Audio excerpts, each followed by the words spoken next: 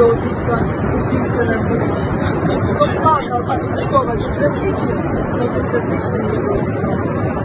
Рассвет приходит к тем, кто был включен, не зная ни усталости, ни лени, кто от бессилия падал на колени, но поднимался и продолжал идти. Не зажимая вдруг находила маршковое поле, и задыхаясь, сжимающий поле своей ладони плакал в тем, кто погорел своей душой, не победил, не стремился на все, кто мог среди предательства и фальши не рассеять душевной жизни.